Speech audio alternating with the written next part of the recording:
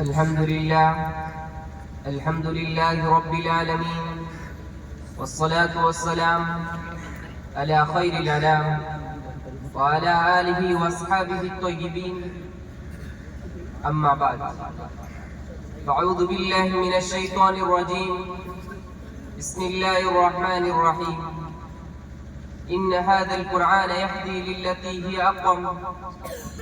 قابل قدر اساتذہ اکرام اور آسمان علم و عمل کے درخشندہ ستاروں، اس عظیم الشان اجلاس میں قوم کے منتخب فضلاء، مختلف علوم و فنون کے ماہر، ارباب عقل و دانش کے سامنے مجھے جس موضوع پر تقریر کرنے کی ہدایت کی گئی ہے وہ لفظی حیثیت سے جس قدر سہل اور مختصر ہے اسی قدر تفصیل طلب بھی ہے.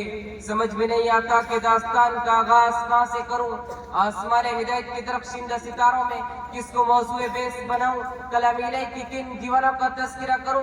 معجزہ الہی کی فداکاروں میں کس کس کے شوق و محبت کو شمار کراؤں؟ سیدنا ابوبکر صدیق کی قرآن کریم سے محبت کی داستان سناؤں یا سیدنا فاروق اعظم کی الفت قرآن کا تذکرہ کروں؟ حضرت عثمان غنی کی قرآن سے غایت و شوق کا واقعہ بیان کروں یا حضرت علی کے تحر و تعمق اور عبداللہ بن مسعود کے قرآن فہمی کو بیان کروں؟ شمع رسالت کا ہر پروانہ قرآن کریم کی محبت کا پیکر اور شرف کا عشق تھا.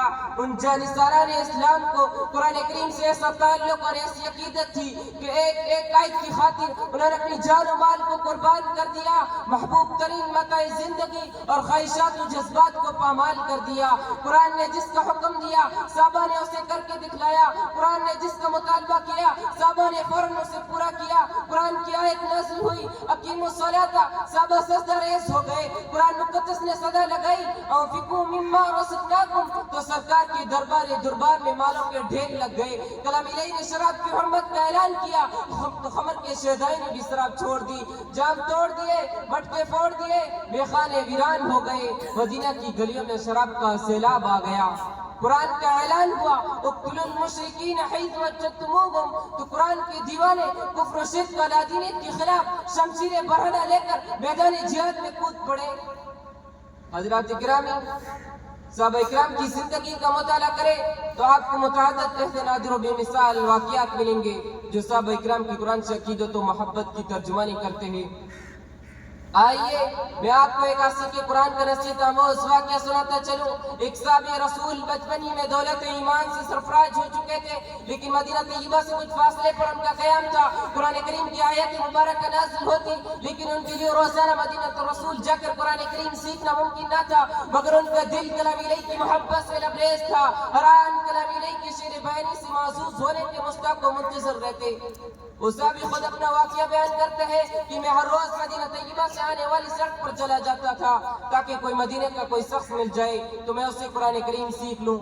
چنانچہ جب کوئی قافلہ گزرتا ہوا نظر آتا تو میں اس کے پیچھے ہو لیتا تھا. قافلہ والا سے پوچھتا خدا را تم میں سے کسی کو قرآن کریم کی کوئی آیت یاد ہو تو مجھے سکھا دو، پڑھ کر سنا دو. قافلہ والا میں کسی کو 2 آیات کسی کو 4 آیات یاد ہوتی، میں ان کے پاس جا کر ان کی منت و سماجت کر کے قرآن کریم سیکھتا اور ان آیتوں کو ورد زبان بنا لیتا تھا.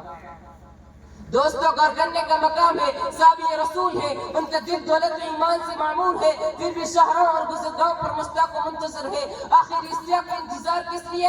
قافلے والوں کی منت و سماجت کیوں کر کھانا پینا کیوں چھوڑ رکھا ہے؟ گھر اور آباد کو کیوں خیر بات کہہ دیا ہے؟ کہ مال و دولت کی طلب و جستجو میں نہیں، ہرگز نہیں، بلکہ اس قرآن مقدس کی محبت میں، اس سیر انگیز معجزے کی طلب و شوق میں جس کی ایک ہی آواز نے باطل کے ہر تلسم کو توڑ دیا، درندہ صفت انسانیت کو جھنجھوڑ کر حیات جاویدہ کا پیغام دیا، بتوں کے ہیکل کو مسمار کر دیا، ستر پرستی کا چراغ گل کر دیا، مردہ دلوں میں ایمان و ایقان کی بات بوری چلا دی، ایک زرو بیابانوں میں سادہ بھی اور خزر رسید چمن میں ایمان و یقین کی گل کھلا دی.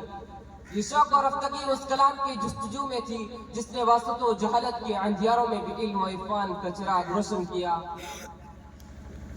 تھے تو آبائی تمہارے تم کیا ہو، تھے تو آبائی تمہارے تم کیا ہو، ہاتھ پہ حاضر منتظر پردہ ہو. وہ معزز تھے زمانے میں مسلمان ہو کر، وہ معزز تھے زمانے میں مسلمان ہو کر، تم خار پہ تاریخ قرآن ہو کر. وما علینا الا البلاغ.